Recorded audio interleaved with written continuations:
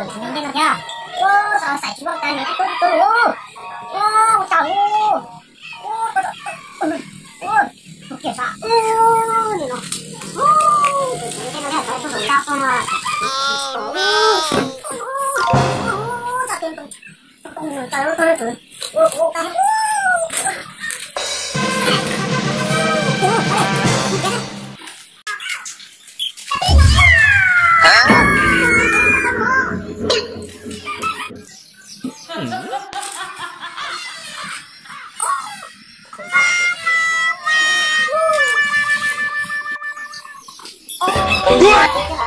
哎呦我的妈！ tiền đại nó to lắm. Lì nào là cái gì? Xin bước một lì nào, có gì ra đường đẹp xin bước một. Làm gì có thể không rồi. Tôi chỉ dùng nó béo tôi tệ rồi. Tại vì đầu tiên mà cũng tổ cũng chỉ được cờ mà. Tôi muốn tệ xin bước chẳng may là tôi lại là xin bước. Mà không dùng cả được gì không?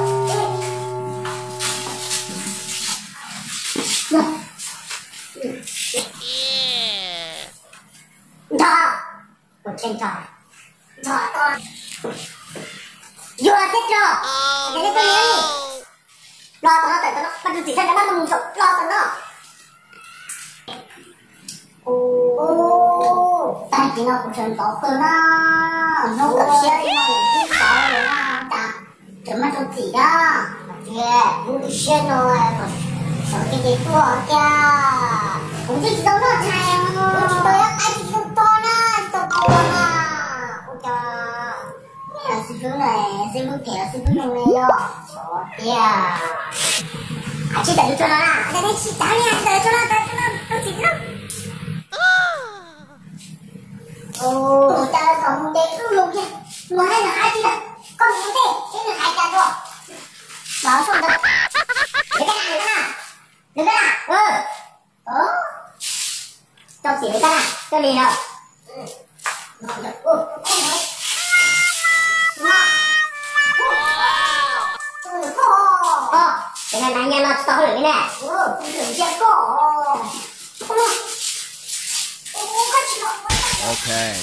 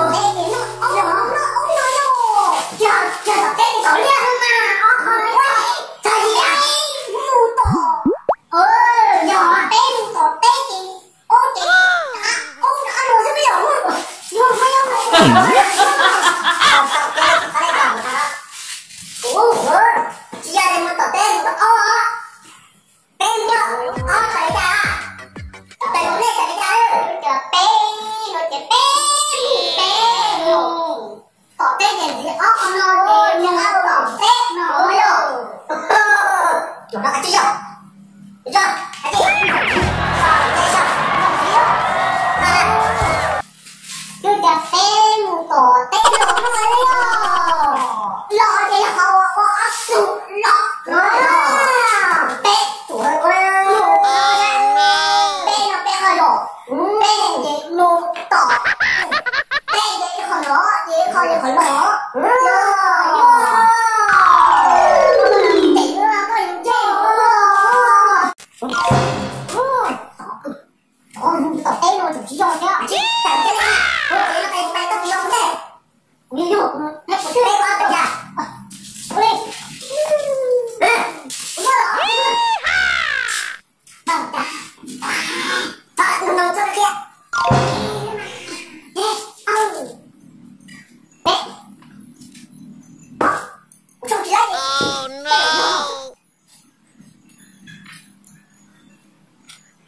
đúng rồi này, sợ khó mà.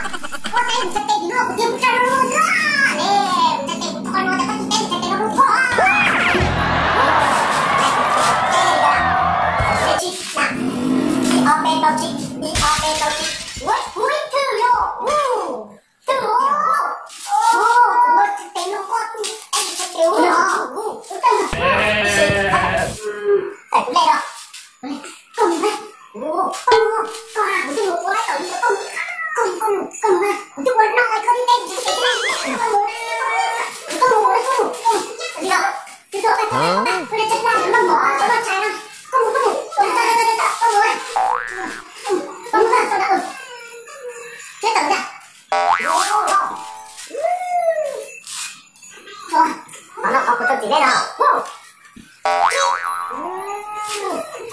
Có nó thở có nó. Ui đọc thở nó à. Có một cái nhà ha. Bê bơ. Trên lấy tế. Lấy tế chi. Rồi cả. Chi rồi.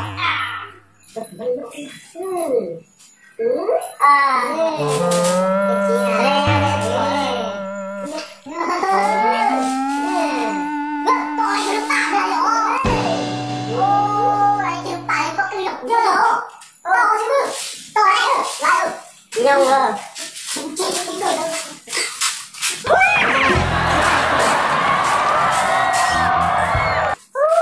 Tại này nhà sao lại mà lừa. Có sao tôi đi tao sao tao cà phê của đi của đi.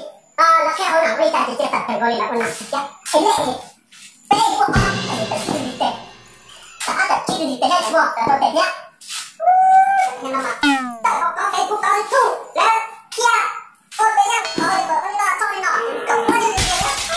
Là để con bọc để phục vụ được. Em cho nó tên tổ.